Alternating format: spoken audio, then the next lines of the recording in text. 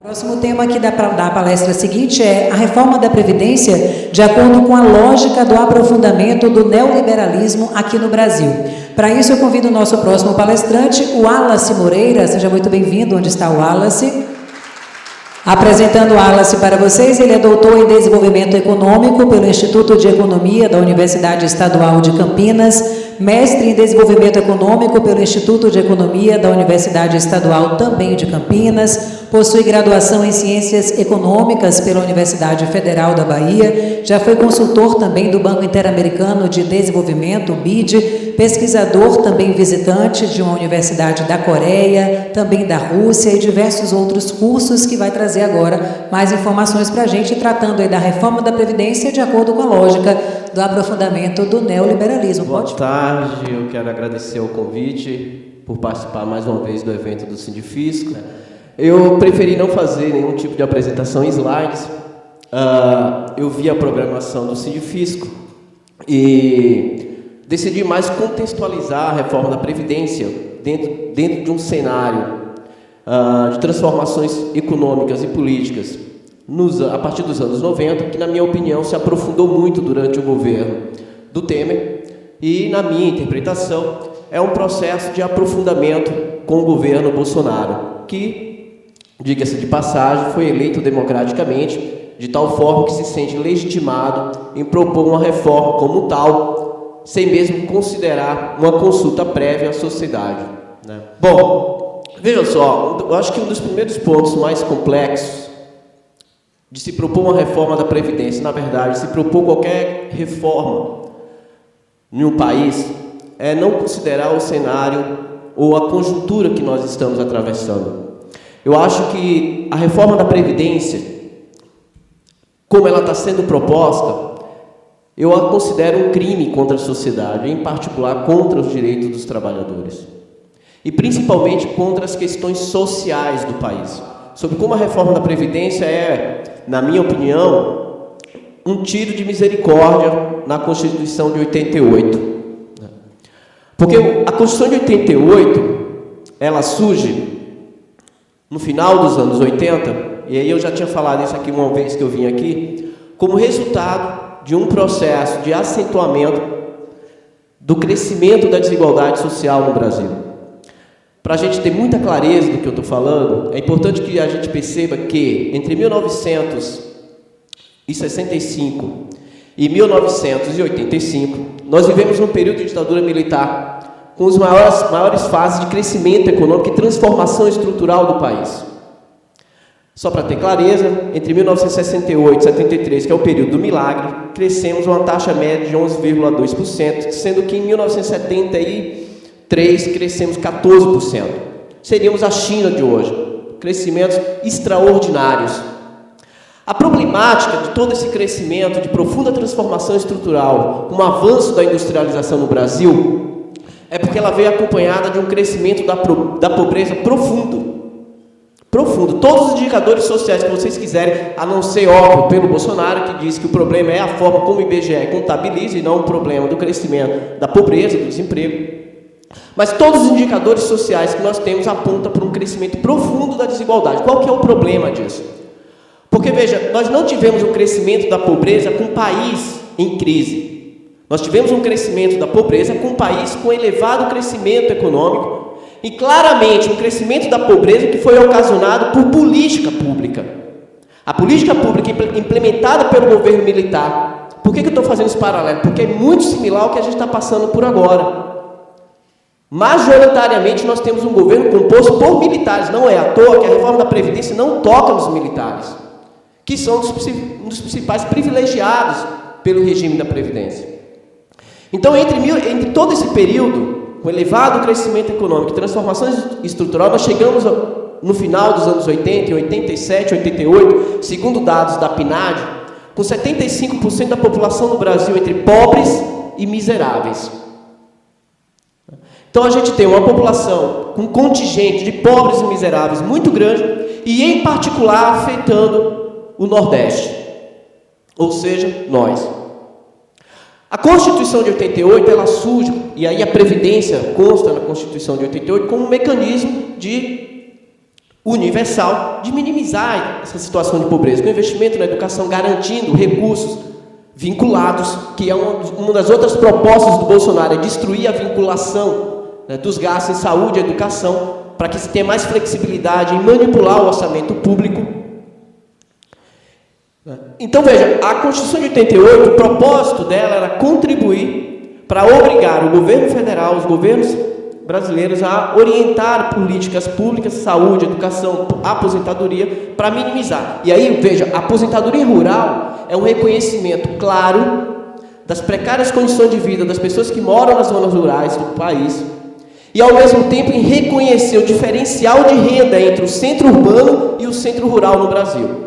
Tanto é que, se vocês pegarem as reformas de base do João Goulart, um dos pontos dela era igualar ou criar uma classe média rural no Brasil, dado o crescimento da pobreza na zona rural do país. Tirando o agronegócio, nós só temos pobres na zona rural do país. Pessoas que têm uma expectativa de vida muito mais baixa do que a nossa, que é um dos outros grandes erros da proposta da reforma da Previdência, é não considerar as especificidades regionais e as especificidades das características dos trabalhos, que podem fazer com que uma pessoa suporte trabalhar até 75 anos, outras pessoas não chegam nem aos 60. Como professor, se nada acontecer comigo de imprevisto, eu consigo dar aula até os 75 anos brincando. Mas eu duvido muito que uma pessoa que cata lixo vai conseguir trabalhar até os 65 anos ou contribuir 20 anos, como hoje prega a proposta de reforma de Previdência do Bolsonaro. Por incrível que pareça, veja, em 1989, nós tivemos um presidente eleito criticando a Constituição de 88. Na economia, nós falamos que o Brasil é um país de industrialização tardia, ou seja, nós entramos nas revoluções industriais de forma muito tardia. E reconhecer também os direitos dos trabalhadores, os direitos da sociedade, fizemos também isso de forma muito tardia. Só em 88, com a Constituição Federal.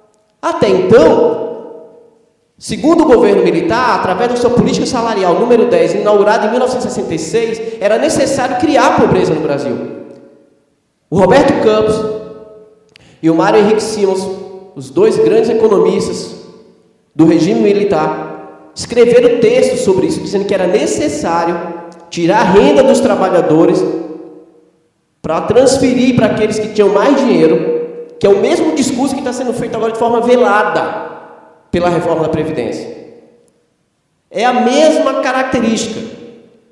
Então se dizia em 66, olha, temos que fazer uma política salarial de reduzir o salário do trabalhador, porque esses trabalhadores tendem a consumir muito e não gerar poupança, prejudicando o investimento na economia. Por que eu estou dizendo isso? Porque é o mesmo caráter da reforma da Previdência.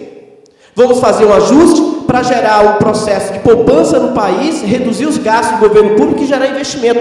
E isso não gera crescimento e não gera investimento. Porque o que gera investimento se chama demanda agregada, crescimento econômico, consumo.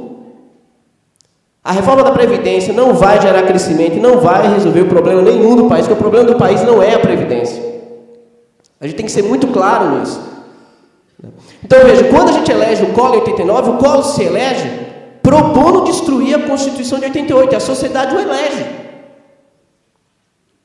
E nós o elegemos. Como o professor falou anteriormente aqui, a reforma da Previdência é uma constante desde os anos 90, do Fernando Henrique, do Lula, da Dilma. Por exemplo, não sei se muitos sabem, mas servidores públicos não têm mais aposentadoria integral desde 2013. Que é uma outra questão que se passa no debate sobre a reforma da Previdência e não se fala. Não existe mais aposentadoria integral. Eu entrei no Serviço Público Federal em 2015. Eu vou me aposentar pelo teto do INSS e faço contribuição previdenciária dentro do meu fundo, o Fundo de Pensão dos Servidores Públicos, a FUNPRESP. Então não existe mais aposentadoria integral para os novos servidores desde 2013. É um outro ponto completamente marginalizado, negligenciado no debate sobre a reforma da Previdência. Então veja, o discurso sobre reformas no Brasil é uma constante. E aí, eu falei isso aqui quando eu vim da outra vez, a gente tem que entender muito bem o conceito de reformas. O que é reformas? A reforma, o conceito de reforma surge no final dos anos 30, a partir da crise de 29, onde se tinha muita clareza que o capitalismo de livre mercado sem Estado não dava certo. E aí vai surgir o pensamento da social-democracia, em que se via a necessidade de uma intervenção do Estado com políticas públicas para dar a menor condição de vida para o trabalhador e maior estabilidade de vida para ele. Tanto é que aqui nós temos a chamada Revolução Burguesa com Vargas em 30, criando a CLT. E é interessante que a CLT, quando foi criada, ela não se expande para o trabalhador rural, mas só para o setor urbano, só a partir de 66 que vai se estender para o trabalhador rural, por um acordo, na época, e não atingir os interesses dos grandes cafeicultores no Brasil. Então, nesse período se chama reforma. O que vem depois dos anos 70, com a crise do New Deal, com a crise da social-democracia, nós chamamos de contra-reforma. O que se tem aí é uma contra-reforma em destruir o direito dos trabalhadores, que foram conquistados ao longo de toda a história com muita luta. Com muita luta. E aí, veja, elegemos o Fernando Henrique, elegemos o governo do PT, o Lula, e, mais recentemente, não elegemos o Temer. Mas o Temer, no direito de presidente, faz 2 reformas e só não fez a terceira por causa da delação da JBS. Mas o Temer teve força para aprovar. Por que eu estou citando isso? Porque se for aprovada a reforma da Previdência nos termos que está sendo proposto, a Constituição de 88 ela não vai ter mais validade nenhuma para o nosso país. Por quê? Primeiro, o Temer aprovou a reforma trabalhista. Todos os indicadores apontam para um processo de precarização das condições de trabalho. Todos. O número de emprego de pessoas em trabalho em tempo parcial tem aumentado. O número de emprego de pessoas em trabalho em tempo integral tem se reduzido. A renda média do trabalhador está se reduzindo. O número de pessoas informais também está aumentando. Sem contar que nós não recuperamos o mercado de trabalho. Nós temos hoje 13 milhões de pessoas desempregadas e 5 milhões de pessoas no desalento, ou seja, 18 milhões de pessoas fora do mercado de trabalho. E vejam que a reforma trabalhista, ela foi proposta para se gerar mais emprego, gerar mais investimento e recuperar o crescimento econômico do país. Nós estamos em 2019 e até o presente momento o que nós temos de situação é um agravamento da crise. Associado à crise do mercado de trabalho, nós temos uma crise em vários setores da sociedade, como a educação, as universidades públicas estão passando por uma séria crise, assim como as escolas, há muito tempo. O sistema de saúde no país está se precarizando cada vez mais, o Mais Médico é um exemplo disso com o fim dele. Tudo em decorrência da chamada PEC dos gastos, que congelou os gastos públicos por 20 anos, com exceção do congelamento do pagamento justo da dívida. Se congelou tudo. Se congelou gasto com saúde, se congelou gasto com educação, se congelou gasto com investimento, se congelou gastos correntes, mas não foi congelado por 20 anos os gastos com pagamento de juros. O Temer só não consegue aprovar a reforma da Previdência, na minha opinião, porque não teve cenário político para isso, dado a delação do Joesley, que desestabilizou muito o governo dele. Mas a continuidade do acirramento, o cenário político que dá a vitória ao Bolsonaro, embora eu participei de um evento há 30 dias atrás em São Paulo sobre comércio exterior, que é o meu tema de pesquisa, que é o que eu mais trabalho, em que estavam ali os principais empresários do país, principalmente do setor manufatureiro, da indústria, e os principais nomes do governo Bolsonaro. E o principal argumento da equipe do Bolsonaro, da parte de política externa, da CAMEX, da APEX, do Ministério das Relações Exteriores, era, por todas as críticas que eles sofriam, olha, essa agenda que nós estamos propondo de livre comércio, de abertura de comércio, foi uma agenda eleita pelo povo, portanto tem que aceitar. A minha questão que eu coloquei, olha, foi eleita, mas não debatida, porque não houve debate. Não houve uma exposição eu duvido muito, e a própria pesquisa da Folha de São Paulo aponta para isso, que algum candidato ganharia a eleição defendendo a reforma da Previdência como tal, como esta. Então veja, a proposta de reforma da Previdência do Bolsonaro, ela surge em um cenário extremamente crítico, com queda da receita. O que é absolutamente normal, dado a gravidade da crise econômica, onde aumenta o número de desemprego, as pessoas contribuem muito menos e aumenta os gastos da Previdência. Esse é o primeiro grande erro da reforma da Previdência, é fazer o debate em torno dela sem considerar o cenário conjuntural. Nós estamos numa conjuntura, veja só, o Brasil nunca passou por uma crise dessa gravidade na sua história. Nem na maior crise do capitalismo, em 1929, nós passamos por essa mesma crise. Nem na segunda maior crise da economia brasileira, em 1981, 82, 83, chamado Triênio da Crise, no governo de João Figueiredo, nós passamos por essa mesma crise. É uma crise de uma profundidade que vai ficar marcada para toda essa geração e que necessita de uma taxa de crescimento extremamente elevada que não se apresenta. A semana passada a FGV apresentou um estudo mostrando preocupação com a lentidão da recuperação econômica no Brasil, que nunca houve na história.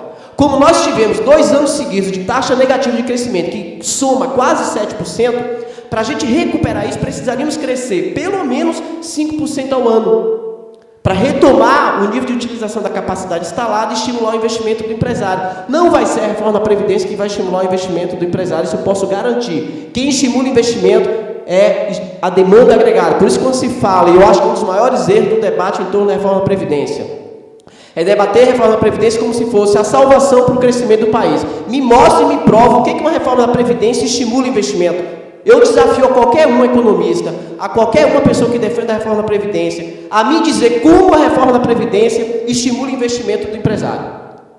Me provem isso. Me mostrem isso.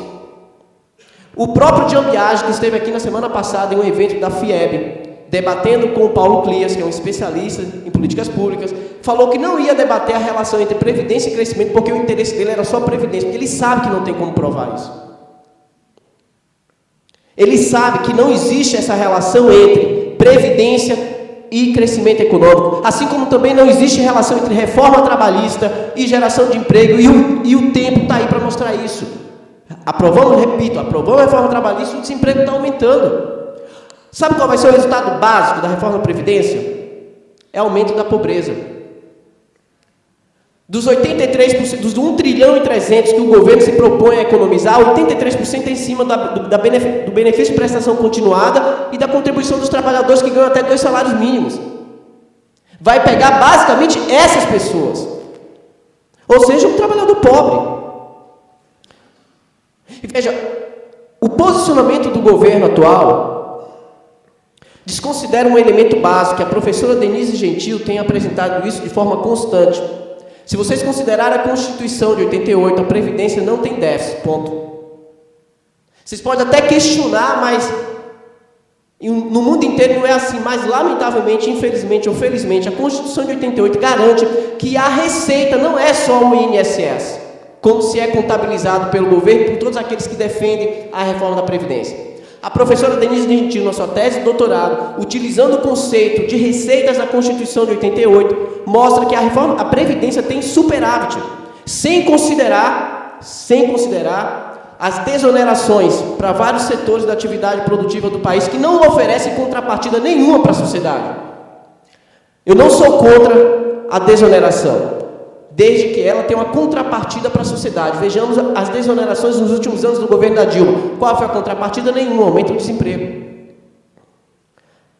Desonerações é uma política, um instrumento de política pública para estimular investimento, indústria, mas desde que ela tenha contrapartida, caso contrário, ela não tem validade. Então veja, discutir uma reforma da Previdência em um contexto como esse, propondo 20 anos de contribuição para um mercado de trabalho em crise, com a reforma trabalhista que gera uma maior rotatividade no mercado de trabalho, é decretar o crescimento da pauperização no Brasil. Poucas pessoas vão ter condições de contribuir 20 anos até os seus 65 anos, para conseguir 60% do seu valor total. Para poder conseguir o salário integral, vai ter que contribuir com 40 anos. Quem que consegue hoje trabalhar esse tempo e ter contribuição? Servidor público que tem estabilidade. Só eles. Só os servidores públicos. Então a reforma da Previdência, dentro do contexto em que se apresenta, ela é uma consolidação do fim da Constituição de 88, porque nós já tivemos a PEC dos gastos, nós já tivemos a reforma trabalhista, que eu esperava que não fosse, mas foi aprovada, eu achava que ia ter resistência, a resistência não foi suficiente. E para acabar de completar, as pessoas ainda elegeram o Bolsonaro, com o Paulo Guedes, deixando claro qual que era a proposta dele. O sistema de capitalização proposto pelo Paulo Guedes, em lugar do mundo nenhum, deu certo. A crise de 2008 do capitalismo, que se estende até o momento, é uma clara prova de que o sistema de capitalização, que o sistema financeiro coloca em risco a vida de longo prazo das pessoas. Porque o sistema financeiro pensa no curto prazo, em ganhar dinheiro no curto prazo. E a tentativa de ganhar dinheiro no curto prazo, em toda a história do capitalismo, resultou em crises profundas. Vejam os trabalhadores norte-americanos onde estão. Em trailers, morando nas ruas. O crescimento da pobreza nos Estados Unidos é de forma assustadora. Tanto é que o Piketty, Thomas Piketty, que ganhou fama nos últimos anos, justamente mostrando que o capitalismo no século XXI tem crescido aumentando a pobreza. E o que nós vamos fazer aqui agora é provar isso com a reforma da Previdência. Com a reforma da Previdência. O caráter e o discurso nacionalista do governo não passa de cinismo puro. Porque na minha interpretação, a reforma trabalhista, todas as reformas que estão sendo feitas no governo, com o processo de desmonte da Petrobras, de vendas às estatais, é para atender os interesses da nossa elite e do capital estrangeiro. Veja os dois pontos da reforma da Previdência. Sistema de capitalização vai atender a quem? Ao sistema financeiro. Porque, se aprovado, todo mundo vai ter que recorrer para uma previdência privada. O que significa dizer o risco da gente perder tudo e não ter aposentadoria, porque o sistema financeiro vai aplicar isso em títulos e ações. E títulos e ações, na lógica do capitalismo, veja o que aconteceu em 2008. Por outro lado, o fim da contribuição patronal, que vai atender basicamente os interesses dos grandes empresários do capital. Então, claramente, a reforma da Previdência atende a dois suportes do governo Bolsonaro: o setor financeiro e os empresários, a elite brasileira. Setores esses que são historicamente beneficiados pelas políticas públicas, com desonerações. O sistema financeiro no Brasil, mesmo com crise, é recorde atrás de recorde de lucros. Não passa por crise. Nós temos o segundo maior spread bancário do mundo. Eu não sei se vocês têm clareza disso. O Santander, 25% do lucro do Santander é aqui no Brasil e no mundo. O Santander é o quinto banco do Brasil com 15% de participação no mercado de ativos no Brasil. Ou seja, nós temos como principal Itaú, Bradesco, Caixa Econômica, Banco do Brasil e Santander. O Santander, perto desses quatro, é pequeno. Mas ele, mesmo sendo pequeno no Brasil, responde por 25% do lucro do Santander no mundo. Dado que é o nosso mercado para o sistema financeiro. Então, a reforma da Previdência vai aprofundar os interesses do sistema financeiro. E veja, o Paulo Guedes veio da onde? Do sistema financeiro. O André Lara Rezende, veja, é um economista do PSDB. Tem feito artigos constantes criticando a reforma da Previdência e na campanha desafiou várias vezes o Paulo Guedes para um debate que ele não teve coragem de ir. Por uma questão básica, o Paulo Guedes nunca pensou o Brasil. O Paulo Guedes é um cidadão do sistema financeiro, veio amando do sistema financeiro e está trabalhando pelo sistema financeiro. Então, ao invés de eu ficar tocando em vários pontos da reforma da Previdência, o meu interesse maior é mostrar qual é o sentido econômico e político da reforma da Previdência. E não só da reforma da Previdência, mas de todas as reformas que estão sendo implementadas no Brasil, do governo Temer até o governo Bolsonaro. E quem que o Bolsonaro representa? Isso é fato. Tanto é que a Fiesp instalou um escritório dentro do Congresso para pressionar os deputados por aprovar a reforma da Previdência, assim como os bancos. Se nós aprovarmos a reforma da Previdência, fechamos o ciclo de uma economia voltada unicamente, exclusivamente para atender os interesses da nossa elite. E veja que é bem possível, e é bem claro, que é possível a gente pensar num país com crescimento econômico e inclusão social, com todas as críticas, todas, muito merecidas, que possamos fazer os governos do PT, mas foi possível identificarmos, durante esse período, o crescimento com inclusão social. Como diz a Maria da Conceição Tavares, é possível realizar o sonho furtadiano de crescer com inclusão social e não tentar crescer com o crescimento da exclusão social. Essa experiência nós já vimos e não foi boa. O problema é que aqueles que apoiam a reforma da Previdência, eu não falo dos trabalhadores que dizem que são a favor, porque muitas vezes não conhecem, estou falando dos que eles têm poder de influenciar, inclusive o Congresso. Esses não estão interessados e não têm o mínimo de conhecimento sobre o Brasil, a começar pelo próprio presidente e pelo ministro da Economia. Eles não conhecem o Brasil. Eles não conhecem a realidade do trabalhador rural. Acabar e propor o fim do benefício de prestação continuada, porque, veja, a proposta de benefício de prestação continuada, que hoje é um cidadão que não tem renda, pobre, com 65 anos, ganhar um salário mínimo, e você tirar isso, começar com 60%, só com 40% de um salário, para dar para o cidadão, essas pessoas em geral têm expectativa de vida de 65 anos, que são pobres e miseráveis. As condições socioeconômicas reduzem a expectativa de vida dessas pessoas. Então, você tirar o benefício de prestação continuada, você pegar o cálculo do salário de aposentadoria, do início da carreira do indivíduo até o final, é insano isso. Porque qualquer trabalhador que tem o seu início de carreira no setor privado vai ter um salário muito baixo. E se isso é incluído no seu cálculo médio de aposentadoria, é óbvio que sua renda vai cair, a sua renda média.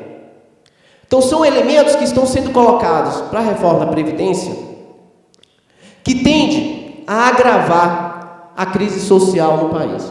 E garanto, não tenho dúvida nenhuma, não vai recuperar crescimento econômico nenhum. Assim como a reforma trabalhista vai levar o Brasil para uma tendência de crescimento da pobreza, de concentração de renda e crise brutal. Todos aqueles que apostavam na recuperação do crescimento econômico no primeiro ano do governo Bolsonaro estão reduzindo suas projeções para baixo.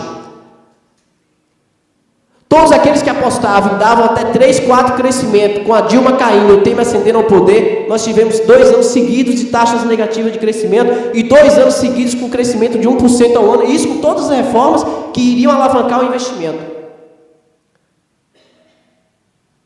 Então veja, isso não vai resolver o problema do Brasil, pelo contrário, vai agravar. A reforma da Previdência, ela deve ser pensada em um processo, como o professor falou, muito mais amplo de debate, de amadurecimento de ideias, considerando as peculiaridades regionais, as peculiaridades, expectativas de vida de cada região, de cada cidade, de cada condição de trabalho, os setores beneficiados pelo regime de previdência, os setores que mais sofrem com o regime de previdência, considerar o que está na Constituição de 88 sobre as fontes de receitas da Previdência. Todos os elementos, eles não são colocados para o debate, para discutir a reforma da Previdência. Na minha opinião, ela não tem validade do ponto de vista social. Como diz o professor, o aspecto social da Previdência deixa muito clara a preocupação com a pobreza e com a desigualdade do Brasil. Se ela é excluída com o único intuito de gerar arrecadação, numa perspectiva extremamente econômica, financeira, ela é um crime contra a sociedade. E se ela se efetivar como se tem apresentado, eu acredito que teremos nos próximos anos graves períodos de convulsões sociais, em particular para a região do Nordeste. Tá? Então, eu encerro aqui a minha fala.